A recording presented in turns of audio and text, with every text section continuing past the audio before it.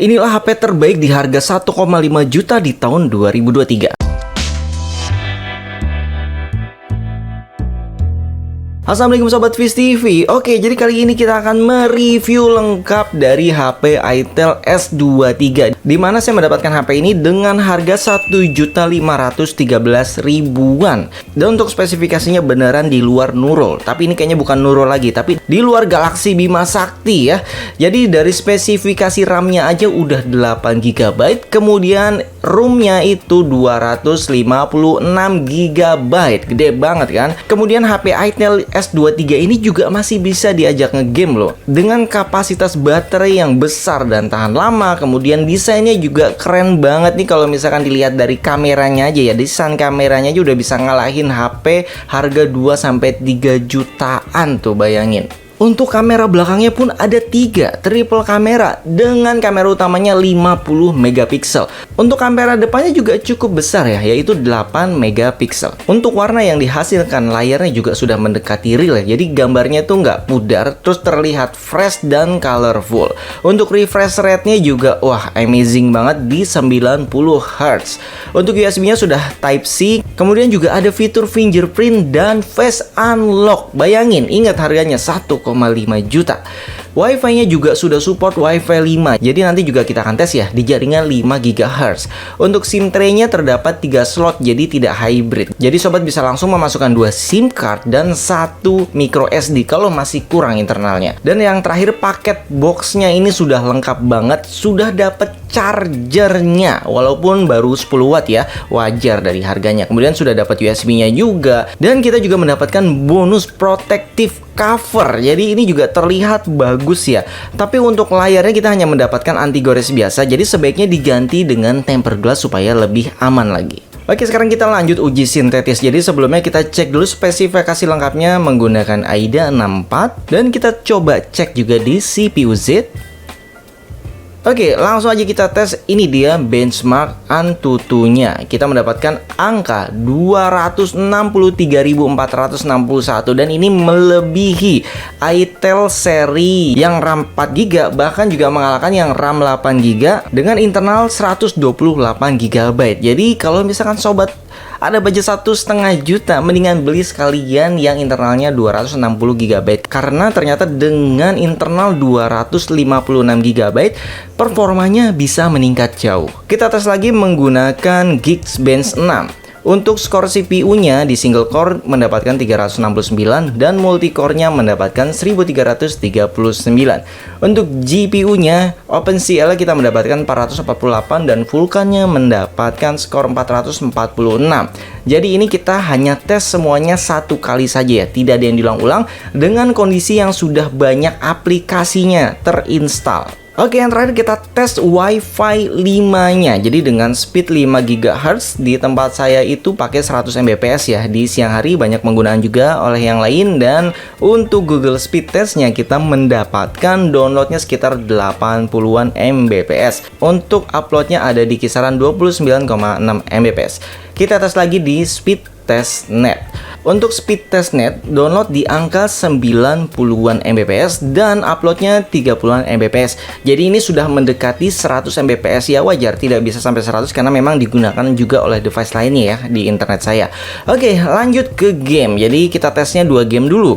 Yang pertama adalah Mobile Legends. Di sini untuk grafiknya kita bawaan default aja ya. Jadi settingan bawaan Mobile Legends-nya dan coba kita mainkan. Untuk saya pribadi ini cukup nyaman dan bisa dimainkan. Mungkin untuk bocil-bocil ya udah nggak ada kendala ya di Mobile Legends ya, karena mungkin enteng juga kali ya.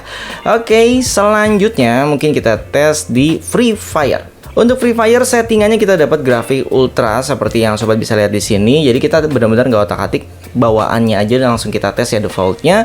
Dan untuk dimainkan cukup lancar ya. Kita naik mobil muter-muter tidak ada nge-lag sama sekali. Jadi bener-bener responsif ya. Oke, jadi sangat nyaman sih saya main Free Fire. Oke, nantinya untuk tes game yang lain ada Genshin Impact juga yang infonya juga bisa dimainkan di HP ini. Kita akan tes PUBG, kita akan tes Call of Duty, dan banyak game lainnya akan kita tes di video berikutnya.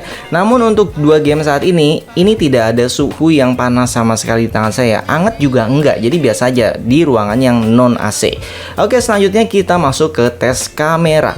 Untuk kamera kita tes foto belakang dulu ya di siang dan malam hari, dan ini dia hasilnya.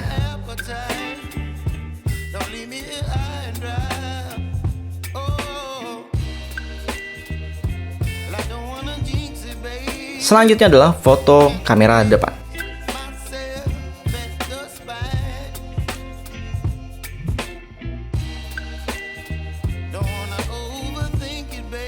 Oke, itu tadi fotonya, jadi sobat bisa menilai langsung ya, karena penilaian orang kan beda-beda, tapi ini adalah hasil aslinya ya, tanpa diedit ya.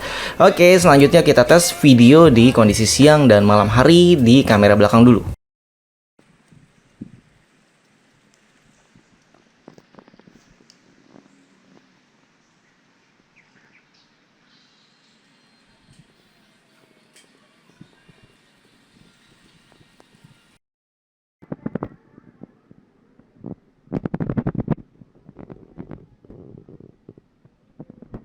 Dan ini dia video di kamera depan untuk kondisi siang dan malam.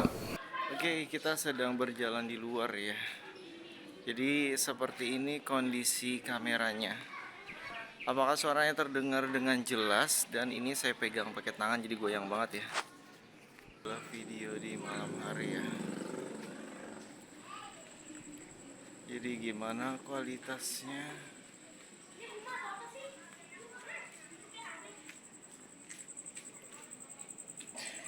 Untuk info tambahan aja, jadi di saat saya merekam ini memang saya tidak berbicara kencang seperti dalam record sekarang ya. Jadi saya hanya bersuara biasa aja karena memang situasi di sekitar juga rame, karena saya tidak ingin menarik perhatian orang lain. Oke, jadi untuk speakernya mungkin sobat bisa dengarkan sebagai berikut.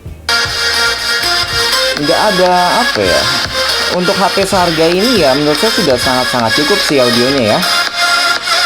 Jadi ini kesimpulannya ya, dari semua kelebihan HP Itel S23 RAM 8GB dengan internal 256GB ini, untuk spesifikasi dan harganya juga udah melebihi ekspektasi. Jadi sejauh ini yang paling jauh ya.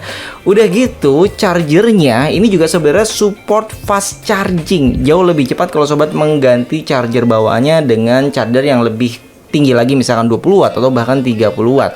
Jadi di sini yang perlu diperhatikan hanya tidak ada auto brightness ya. Jadi saya juga kaget, ini ngaturnya gimana? Ternyata memang nggak ada auto brightness. Tapi ya sobat bisa maksimalin aja terus layarnya ya, karena memang kekurangannya di saat di bawah sinar matahari, jadi kurang terang aja gitu layarnya ya.